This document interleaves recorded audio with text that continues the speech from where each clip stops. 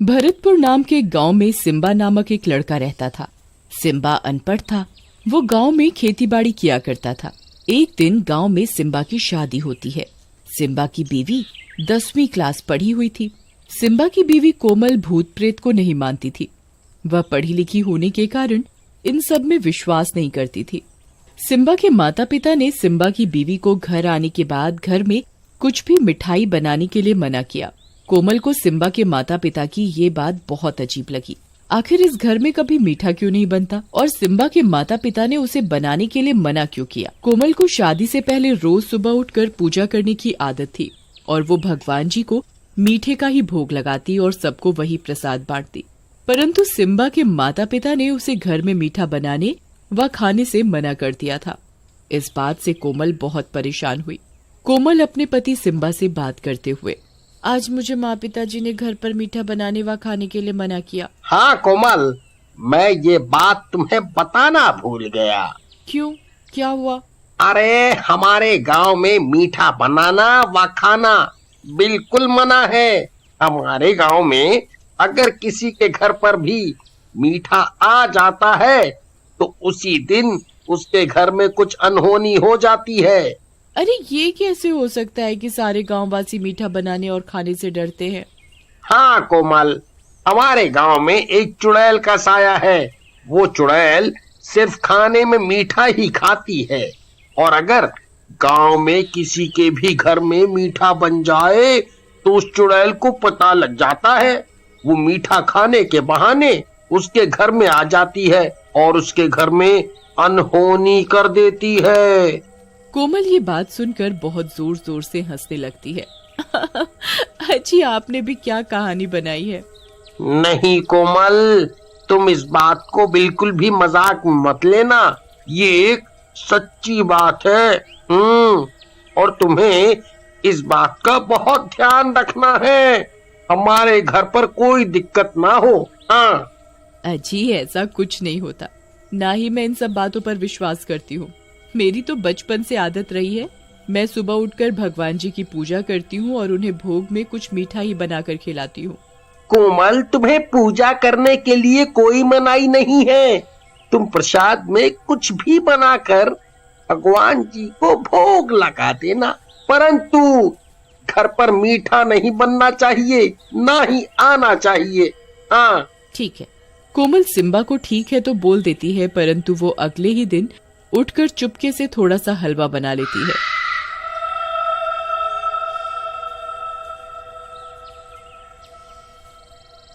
मैं भी आज देखती हूँ कि चुड़ैल कहाँ से आती है और मेरा हलवा खाकर जाती है। दोपहर में जब घर में कोमल के सिवा कोई नहीं होता तब कोमल देखती है कि उनकी पड़ोसन की बेटी बाहर खेल रही है। कोमल उसे चुपके से बुलाती है, गुड़िया गुड़िया सुनो, मैंने आज अपने हाथ से हलवा बनाया है, जरा सा खाकर तो बताओ कैसा बना। नहीं आंटी, ये मैं नहीं खा सकती। मुझे मम्मी ने मना किया है मीठा खाने के लिए, और आप भी मत खाओ। अगर उस मीठा खाने वाली चुड़ैल को पता लग गया ना तो हम दोनों की जान को आफत है। आप इसे जल्दी से फेंक दो। अरे गुड़िया, ये चुड़ैल बुड़ैल कुछ नहीं होता। आ जाओ, हम दोनों ही मिलकर खाते हैं। कोमल की बात सुनकर गुड़िया को भी खाने का लालच आ जाता है। ठीक है आंटी, पर आप ये बात मम्मी को मत बताना। अरे तुम इस बात की चिंता मत करो, मैं किसी को कुछ नहीं बताऊंगी। गुड़िया कोमल का बनाया हलवा खा ही रही होती है, तभी चुड़ैल को मीठे की खुशबू आ जाती है।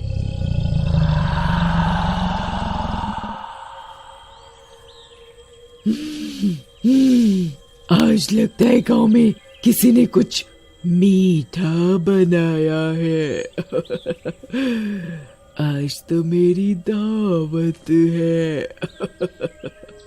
चुड़ैल सूंघते सूंघते कोमल के घर तक पहुंच जाती है।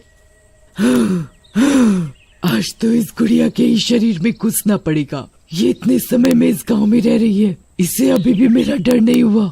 इसका तो मैं वो हाल करूंगी कि ये याद रखेगी अच्छे से। गुड़िया के अंदर चुड़ैल घुस जाती है और वो सारा हलवा घप घप करके खा जाती है।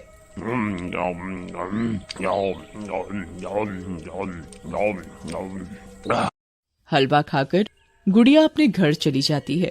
गुड़िया के अंदर अब चुड़ैल घुसने के कारण वो अजीबोगरीब हरकत करने लग जाती है। गुड़िया की आंखें बिल्कुल लाल हो जाती हैं और ये घर जाकर खाने के लिए बहुत जोर जोर से चिल्लाने लगती है।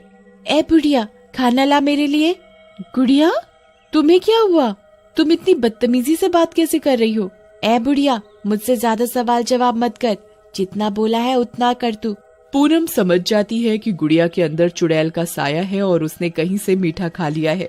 गुड़िया मीठे के लिए चिल्ला रही होती है। मुझे जलेबी खानी है, रसगुल्ले खाने हैं, मुझे मीठा चाहिए। कोमल ही अच्छी है, वही मुझे चुप चुप कर हलवा बनाकर खिलाती है।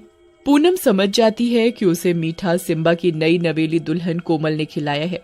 हाँ गुड़िया बेटा, तुम अंदर कमरे में बैठो, मैं तुम्हारे लिए अभी गरम गरम जलेबी बनाकर लाती हूँ। हाँ, ये हुई ना बात, मेरे लिए बहुत सारी जलेबी बनाकर ला, मैं आज मीठे से ही पेट भरूंगी। ठीक है, तुम अंदर कमरे में बैठो, इतने में मैं तुम्हारे लिए गर्मा गर्म जलेबी बनाती हूँ। पूनम गुड़िया को जलेबी के बहाने अंदर कमरे में ले जाती है और कमरे का गेट लगा देती है। गेट खोल बुढ़िया, तूने मुझे पागल बनाया है, मुझे मीठा खाना है। गुड़िया पूरी रात कमरे का गेट बजाती रहती है, परंतु पूनम दरवाजा नहीं खोलती। अगले दिन पूनम गांव के बाबा के पास जाती है और उनके पास जाकर बहुत रोती है। बाबा, मेरी गुड़िया को बचा लो, मेरी गुड़िया के अंदर मीठा खाने वाली चुड़ैल घुस गई है, उसे बचा लो बाबा, मेरी बेटी मर जाएगी, उसे बचा लो। इस चुड़ैल ने तो नाक में ही दम कर रखा है, ये आए दिन किसी न किसी गांव वासी के घर पर अनहोनी करती रहती है। इस चुड़ैल का आज कुछ न कुछ तो करना ही पड़ेगा। बस बाबा जी, आप मेरी बेटी को बचा लो। बेटा, तुम्हें पता है कि वो चुड़ैल उसके अंदर कैसे आई? जी बाबा जी, वो हमारे पड़ोस में सिम्बा की नई नवेली दुल्हन आई है, उसने हलवा बनाकर मेरी गुड़िया को खिला दिया है, उसके ही चक्कर में मेरी गुड़िया के शरीर में चुड़ैल ने प्रवेश कर लिया है। कोई बात नहीं बिटिया, तुम फिक्र मत करो, मैं समझ गया अब इस चुड़ैल के साथ क्या करना है। जी बाबा, बताइए। मैं तुम्हें ये गंगा जल दे रहा हूँ, तुम ऐसा करना, आज घर जाकर कुछ मीठा ही बनाना और मीठा बनाते हुए उसके अंदर ये गंगा जल डाल देना और साथ ही वही प्रसाद तुम अपने घर के मंदिर में हनुमान जी को भोग लगाना और उसके बाद तुम वही मीठा प्रसाद के रूप में अपनी बेटी गुड़िया को दे देना। जी बाबा, मैं ऐसा ही करूंगी। बाबा पूनम को गंगा जल थमा देता है और घर पर जाकर मीठा बनाने को कहता है।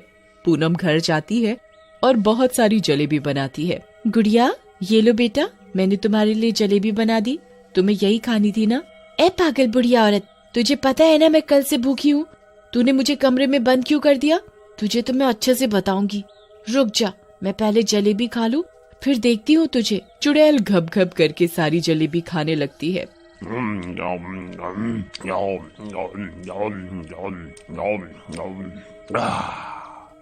चुड़ैल को जलेबी खाते समय तो पता नहीं लगता कि वो हनुमान जी को भोग लगाया हुआ प्रसाद है। चुड़ैल बिना किसी झिझक के सारी जलेबी खाने में लगी होती है। जैसे ही चुड़ैल जलेबी का आखिरी टुकड़ा खा रही होती है, तभी उसका शरीर जलने लग जाता है। चुड़ैल बहुत जोरों से चिल्लाने लग जाती है। हे पागल औरत, तूने इसमें क्या मिलाया है? ये मेरे शरीर को क्या हुआ है? ये जल कैसे रहा है? तुझे बहुत शौक था ना मीठा खाने का, अब खा तू जी भर के। अरे ये मेरा शरीर कैसे जल रहा है? मुझे क्या हुआ? तुझे पता नहीं है, ये कोई साधारण जलेबी नहीं है, ये गंगा जल में बनाई गई जलेबी है और हनुमान जी को भोग लगाई हुई है। तू मुझे क्या बताएगी? आज तो तेरा ही खात्मा है। देखते ही